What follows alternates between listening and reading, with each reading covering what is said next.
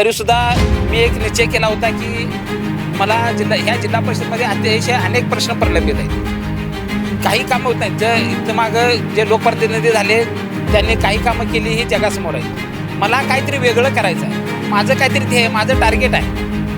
मला या मतदारसंघाचा बदल घडवायचा. मग आमचे दैवत माननीय एकनाथजी शिंदे साहेबांच्या माध्यमातून आजपर्यंत 2.5 ते 3 वर्षामध्ये मी मुख्यमंत्री सहायता निधीच्या माध्यमातून जवळजवळ 1000 ते 1500 लोकांना मी प्रामाणिकपणे मदत करायचा प्रयत्न केला. तसे 250 ते 300 सिद्धिविनायकच्या ट्रस्टच्या माध्यमातून आपण रुग्णांना मदत केली.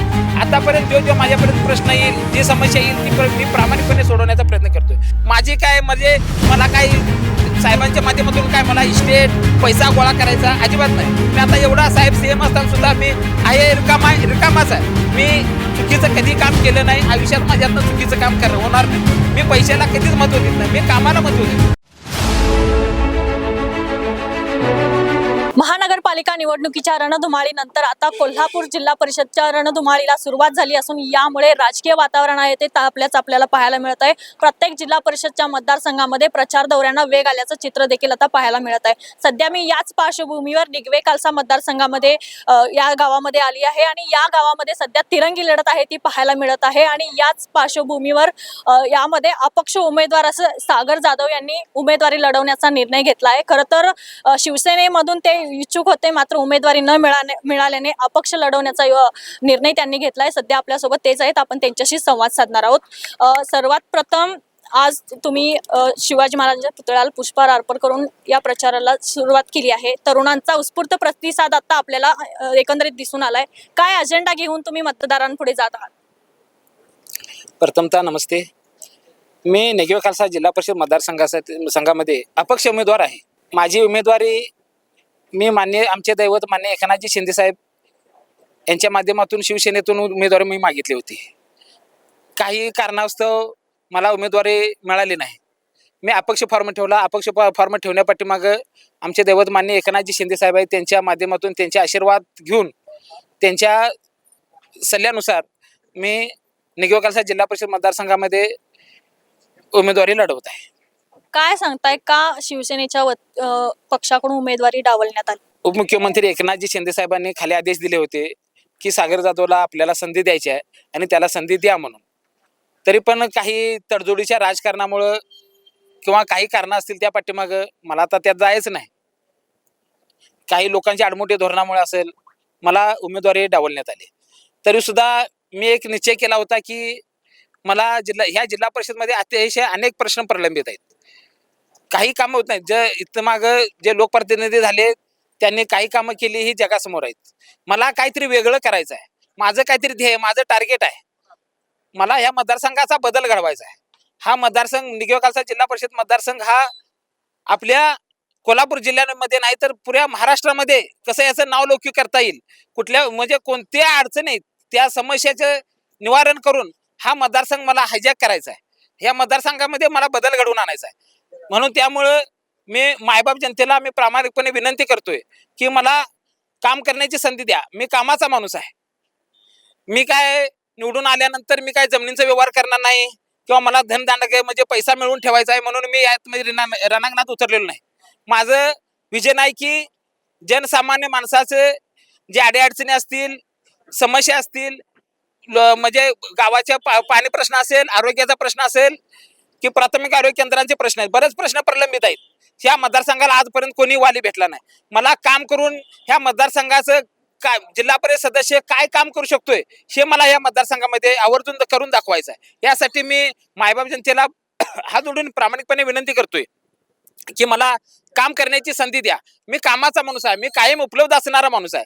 मी आमचे दैवत मान्य एकनाथजी शिंदे साहेबांच्या माध्यमातून आजपर्यंत 2.5 ते 3 वर्षामध्ये मी मुख्यमंत्री सहायता निधीच्या माध्यमातून जवळजवळ 1000 ते 1500 लोकांना मी प्रामाणिकपणे मदत करायचा प्रयत्न केला. तसे 250 ते 300 सिद्धिविनायकच्या ट्रस्टच्या माध्यमातून आपण रुग्णांना मदत केली.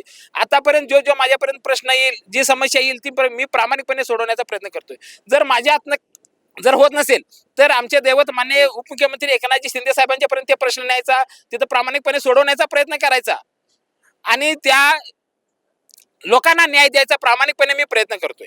आत्ताच तुम्ही बोललात की दैवत तुमचे एकनाथ शिंदे आहेत आणि त्यांच्याच पक्षाकडून तुम्हाला उमेदवारी कुठेतरी डावलण्यात आली. मात्र अपक्ष उमेदवार तुम्ही हे लढवत असूनही आज तुमच्या पॉम्पलेटवर एकनाथ शिंदे आहेत ते प्रामुख्याने उठून दिसत आहेत. काय सांगाल याबद्दल? ते आमचं दैवत आहे. त्यांच्याशिवाय आपण अपूर्ण आहे. त्यांच्यामुळं मी मी आज जे उभा आहे ते फक्त त्यांच्यामुळं आहे. मी मध्यंतरी फार मोठ्या एका संकटामध्ये होतो. मला त्या संकटातून त्यांनी वाचवलं आणि मला जीवदान दिलं, माझ्या कुटुंबाला जीवदान दिलं. त्यामुळं भलं काय असू दे, माझं आयुष्य जे काय आहे ते त्यांच्या सेवेसाठी समर्पित आहे. ते माझं दैवत आहे. मी आयुष्यात दुसरं काय म्हणणार नाही, खरं मी एकनाथजी शिंदे साहेबांना दैवत मानतोय आणि आयुष्यभर माझ्या जोपर्यंत श्वासाश्वास आहे तोपर्यंत त्यांना दैवतच म्हणणार आणि त्यांची सेवा करणार. त्यांचा आदेश हा माझ्यासाठी शेवट. त्यांनी काही सांगू देत, त्यांनी सांगितलं 17 मजल्यानं उडी मार, तरी सुद्धा ती माझी तयारी आहे. नाराजी कुठे त्यांच्यावर नाहीये काय? उमेदवारी मिळाली नाही? नाही नाही नाही नाही त्यांनी अतिशय प्रयत्न केले. माघारीच्या दिवशी सुद्धा त्यांनी साहेबांनी स्वतः मला कॉल केला आणि अपक्ष फॉर्म आहे, तुझा फॉर्म ठेवायचा, तू माघारी घ्यायचं नाही, कोणाचं दडपण आलं तर मला सांग, 100% तुझा फॉर्म ठेवायचा आणि तू लढायचंच, मी तुझ्या पाठीशी आहे. आताच तुम्ही म्हणलात की एकंदरीत मतदारसंघामधलं जर वातावरण पाहता गेलं तर कुठेतरी ज्या काही आता राजकीय पक्षाच्या युती झाल्या आहेत त्याचा फटका आहे तो सरळ सरळ म्हणजे गावामध्ये बसताना आता दिसत आहे आणि याचाच फटका बसून राष्ट्रवादीची तिकीट इथं मिळाल्यामुळे युतीकडून तुम्हाला हे तिकीट डावलण्यात गेलं. काय या एकंदरीत युतीकडे कसं पाहता येईल? माझी एक प्रामाणिक इच्छा होती की महाराष्ट्रामध्ये महायुती अस्तित्वात आहे. महायुतीच्या माध्यमातून कामं केली जातात. महायुती सत्तेत आहे आणि तशीच महानगरपालिकेमध्ये युती झाली, तशी जिल्हा परिषदमध्ये व्हायला पाहिजे होती. इतर मतदारसंघामध्ये बऱ्यापैकी महायुती अस्तित्वात आली, त्या पद्धतीने तिथं चालू आहे. आमच्या मतदारसंघामध्ये महायुती कुठं गणित बिस्कटलीत, काय झालं, काय त्या पडद्यापाठीमागं काय घडलं त्यात मला आता जायचं नाही. खरं महायुती म्हणून इथं उमेदवारी मला मिळायला पाहिजे होती. मला काम करण्याची संधी वरिष्ठांनी द्यायला पाहिजे होती. खरं त्या पद्धतीने झाली नाही. मग इथं महायुतीचा उमेदवारच राहिला नाही. आपल्या मतदारसंघामध्ये शिवसेना, भाजप असेल, हिंदुत्वाची जी मतं आहेत ती 100% आपल्या पारड्यात पडली जातील. मी सागर जाधव हा पक्ष हा असं बघितलं जात नाही. सागर जाधव हा एकनाथ शिंदे साहेबांचा एक कडवट शिवसैनिक आहे, हा बाळासाहेबांचा एक कडवट शिवसैनिक आहे आणि मी जर अपक्ष जरी असलो तरी माझ्याकडे लोकांचा बघण्याचा दृष्टिकोन वेगळा आहे. माझी ओळख झिरो आहे, सागर जाधव हा झिरो आहे. माझ्या पाठीमागं जे नाव आहे माननीय एकनाथजी शिंदे साहेबांचं, त्या ह्याच्यावर मी आतापर्यंत मी रणांगणामध्ये त्या ह्याच्यावर मी उभा आहे. आता या निवडणुकीच्या पार्श्वभूमीवर अनेक गावामध्ये तुम्ही प्रचार घेतला असेल, सभा घेतल्या असेल, काय एकंदरीत नागरिकांचा मतदाराचा प्रतिसाद आहे? मी आता 4 दिवस झालं माझी उमेदवारी डिक्लेअर झाल्यापासून मी मतदारसंघामध्ये मी पायाला भिंगरी बांधून पळतोय. लोकांच्या भावना चांगल्या आहेत, लोकांचे प्रामाणिक मत आहे की सागर जाधव हा शिवसैनिक आहे आणि त्याला तिकीट द्यायला पाहिजे होतं. अतिशय म्हणजे सहानुभूतीदारक वातावरण आहे की ज्यांना जाईल तिथं ते लोक म्हणतात की मित्रपरिवार असेल, जनसामान्य माणसं असतील, ती काय म्हणतात की तुला शिवसेनेच्या एकनाथजी शिंदे साहेबांच्या एवढ्या जवळच आहे, तुला उमेदवारी का डावलली, ह्याच्या पाठीमागं कारण काय. आता ह्या गोष्टी मी आता बोलू शकत नाही. मी म्हणजे एखाद्या मोठ्या नेत्याच्या जवळ असणं पण किती काही लोकांना त्रासदायक होतंय, त्याचं म्हणजे नेमकं उदाहरण म्हणजे सागर जाधव आहे. माझी काय म्हणजे मला काय साहेबांच्या माध्यमातून काय मला इस्टेट पैसा गोळा करायचा अजिबात नाही. मी आता एवढा साहेब सीएम असताना सुद्धा मी आहे रिकामाच आहे. मी चुकीचं कधी काम केलं नाही आयुष्यात, माझ्यातनं चुकीचं काम होणार नाही. मी पैशाला कधीच महत्व देत नाही, मी कामाला महत्व देतोय आणि माझं जे स्थान आहे एकनाथजी शिंदे साहेबांच्या जवळ हे कसं अबाधित राहील, त्याला कुठलीही ठेच लागणार नाही ह्यासाठी मी पुरेपूर प्रयत्न करतोय. बाकीच्या गोष्टी सगळ्या टाळून मला तिथं सेवा करायला मिळते, लोकांची कामं होत्यात, हे मी प्राधान्याने बघतोय. काय एकंदरीत निकाल वाटतोय?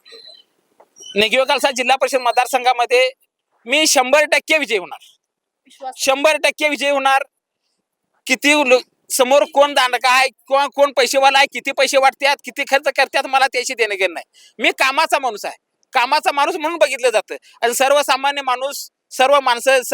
माणसाच्या पाठीमागं ठामपणे उभी राहील आणि मला ह्या मतदारसंघाचं प्रतिनिधित्व कामाच्या रूपात मला करायला मिळेल ही मला 100% खात्री आहे.